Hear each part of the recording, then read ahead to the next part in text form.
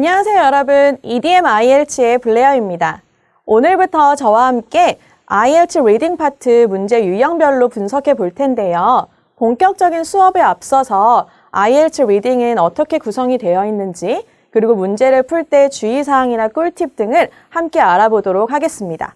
자, IELTS는 아카데믹 모듈과 제너럴 모듈로 나뉘는데요. 아카데믹 모듈의 경우 유학을 준비하시는 분들이, 제너럴 모듈의 경우에는 이민을 준비하시는 분들이 응시하는 시험입니다. 두 시험의 구성이 다르게 되어 있는데요. 아카데믹의 경우에는 지문이 총 3개로 이루어져 있고, 제너럴의 경우에는 지문이 총 5개로 이루어져 있습니다. 자, 제너럴 먼저 살펴보면요. 섹션 1에서는 보통 일상이나 광고, 소개에 대한 지문이 나와 있고요. 섹션 2에서는 여러분들께서 직장 생활에 관련된 여러 가지 안전이라던가 아니면 직장 생활에서 지켜야 될 규칙들에 대해서 나와 있는 지문을 보시고 문제를 푸시게 될 거고요. 섹션 3에서는 아카데믹과 동일하게 환경이나 과학 아니면 역사라든지 여러 가지 다양한 주제에서 지문을 보실 수 있게 됩니다. 두 모듈 다 시험 시간이나 문항은 동일한데요. 시험 시간은 총 60분이고요. 총 풀어야 하는 문제 수는 40문항입니다. 하지만 주의하셔야 될 거는요. 이 60분 안에 40문제를 모두 다 풀고 그 문제를 답안에까지 옮겨 적어야 하는 거기 때문에요. 시간 관리를 반드시 잘 해주셔야 합니다. 우리 다음에는요. 밴드 크라이테리아에서 한번 알아볼 텐데요. 아카데믹 모듈부터 알아보도록 하겠습니다. 학교 입학을 위해서 여러분들이 반드시 취득하셔야 되는 점수가 있으실 텐데요. 리딩 파트를 주목을 해보시면요. 예를 들어 내가 학교에 입학하기 위해서 리딩 파트에서 IELTS 6.5를 받아야 된다고 하시면 여기 보시는 것처럼 40문항 중에 27개에서 29개를 맞으셔야 되는 겁니다. 자, 하지만 제너럴 같은 경우에는요. 좀 다른데요. 맞아야 되는 스코어, 맞아야 되는 문항 개수가 조금 더 많죠. 똑같이 6.5를 기준으로 봤을 때 제너럴 모듈의 경우에는 40문항 중에 32개에서 33개까지 맞아야 하기 때문에 여러분들 내가 목표하는 점수 그리고 내가 받아야 되는 점수를 확인을 하시고 밴드 크라이테리아까지 한번 꼭 확인을 해보시기 바랍니다. 자, 지금부터는 IELTS 리딩 문제 유형에 대해서 살펴볼 텐데요. 오늘은 오리엔테이션 시간이기 때문에 어떤 문제 유형이 있는지 간략하게만 살펴보고요. 다음 시간부터는 본격적인 강의에서부터는 각 유형별로 문제를 접근하는 방법, 지문을 살펴보는 방법을 같이 공부해 보도록 하겠습니다. 첫 번째 유형은 컴플리션 유형인데요. 문장의 빈칸이나 테이블의 빈칸, 차트의 빈칸을 지문의 단어를 찾아서 채우는 그런 문제 유형이고요. 두 번째, 세 번째 문제 유형은 조금 생소하게 느껴지실 수도 있는데요. 말 그대로 문제에 나와 있는 문장과 지문의 내용이 일치한다면 yes 혹은 true를 기입하는 문제 유형이고요.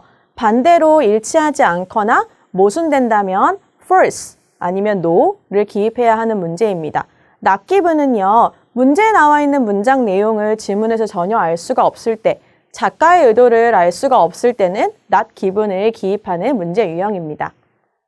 그 다음은 헤딩 문제 유형인데요. 말 그대로 주제문, 단락의 주제문을 찾거나 그 단락의 이름을 짓는 문제 유형이고요.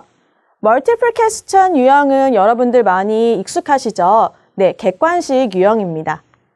다음으로는 매칭 유형인데요. 이 유형 또한 여러분들께서 좀 생소하게 느껴지실 수는 있어요.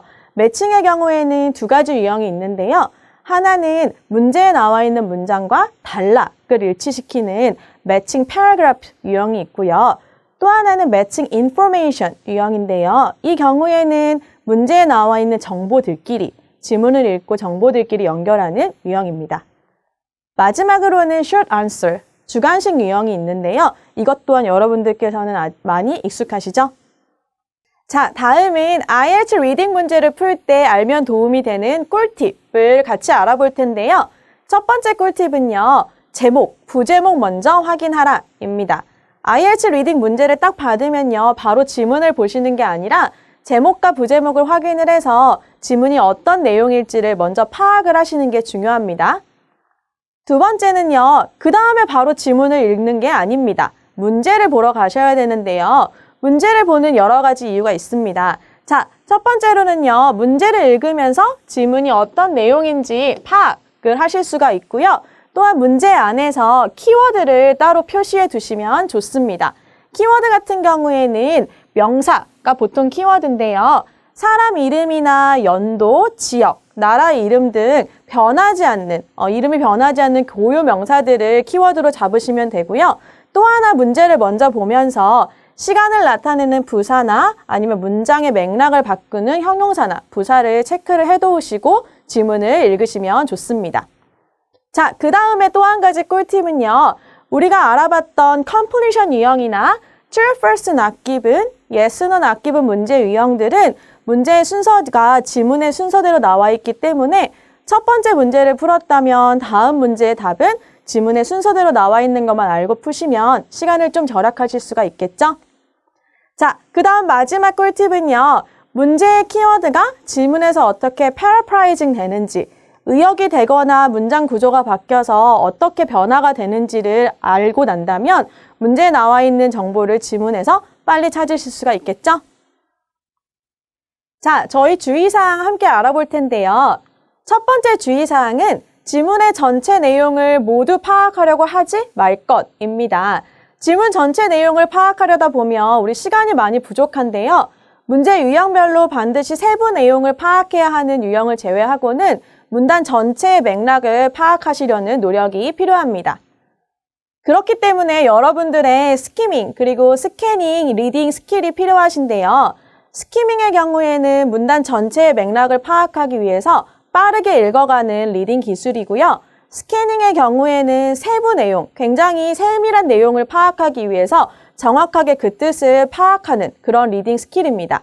두 가지 리딩 스킬을 어떤 문제 유형에서 적절하게 활용을 해야 하는지는 우리 본 강의에 가서 같이 공부해 보도록 하겠습니다.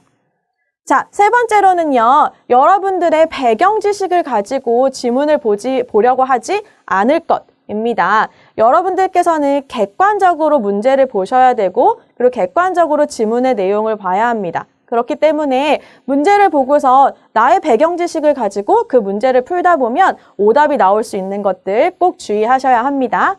마지막으로는요, 여러분, 시간 배분을 꼭 잘해 주셔야 되는데요.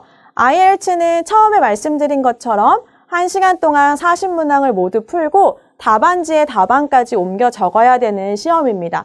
많은 분들이 시간이 부족하다는 말씀 많이 하시는데요.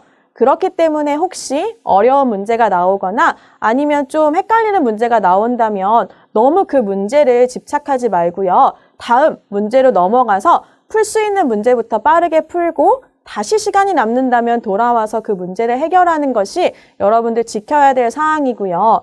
또한 하나 더 말씀드리면 IELTS 같은 경우에는 빈칸이 있다고 해서 답안지에 빈칸이 있다고 해서 점수가 감점되는 시험이 아니기 때문에 혹시 시간 안에 문제를 다 풀지 못했다 하더라도 답안을 빈칸으로 남겨두지 말고 어떤 답안이라도 아무거나라도 찍어서 답안을 완성을 하고 제출을 하는 것이 점수를 받을 수 있는 또 하나의 방법입니다. 자, 우리 이렇게 IELTS 리딩 파트 시작하기 전에 오리엔테이션 강의 함께 했는데요. 우리 다음 시간부터는 본격적으로 문제 유형별로 어떻게 문제에 접근해야 하고 지문을 봐야 하는지 공부해 보도록 하겠습니다. 감사합니다.